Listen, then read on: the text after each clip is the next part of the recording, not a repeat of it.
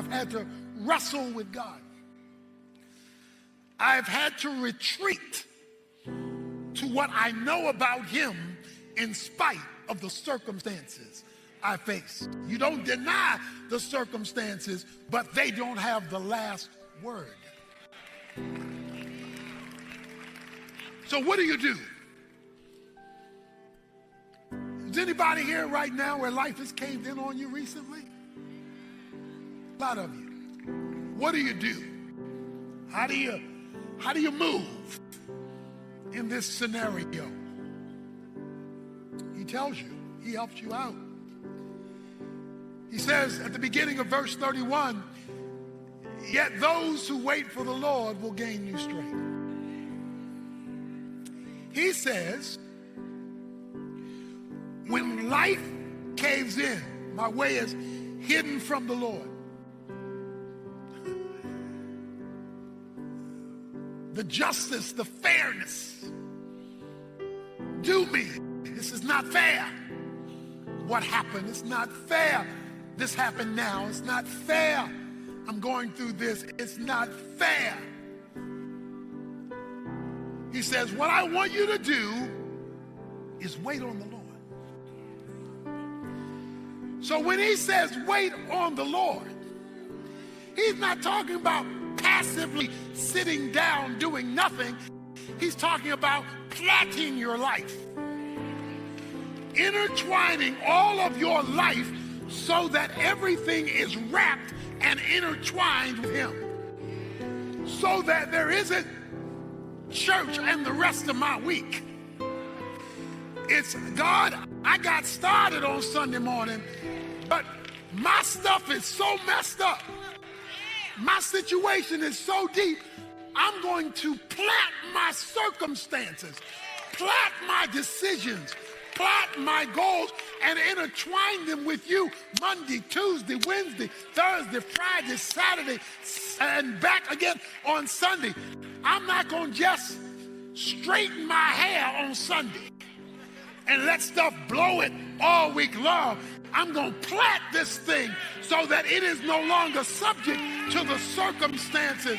I am going to wrap up, tie up, and tangle up my life. Because when things get bad enough, the problem won't leave you alone. So I don't need what happened on Sunday. I need to be tied up with the God I met on Sunday all week long, to wait on the Lord. You may have had a rough start. The odds are against you. The good Father sees what's happening. He knows what you didn't get. He knows who wasn't there for you. He's taken into consideration the hurt, the loneliness, the bad breaks. He has a plan not to just bring you out, but to bring you out better.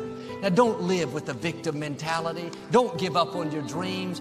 There may be some dysfunction in your past. We all have some. But the good Father has amazing things in your future. And I believe and declare, like Ishmael, God is going to bring greatness out of a great mess. Like the Israelites, he's going to bring down walls easier than you thought. And like John, he's going to be a father to the fatherless and take you to the fullness of your destiny. In Jesus' name. But if God be for you, who shall be against you? Let me just stop right there and talk to somebody who's got the odds against them, and the stats are against you, and the data is against you, and it looks like all hell is breaking loose and you cannot win. God does not count like men. You don't have to have the numbers on your side to come out the victor. 450 against 1, but God is the equalizer.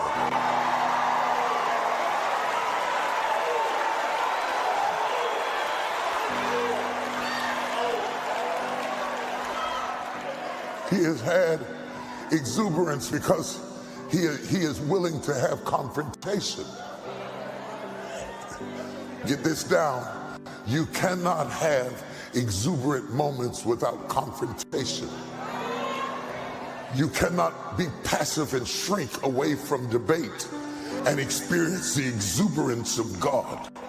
God blesses people who will say what has to be said. God blesses people who will step off a boat onto water and walk in the middle of a storm.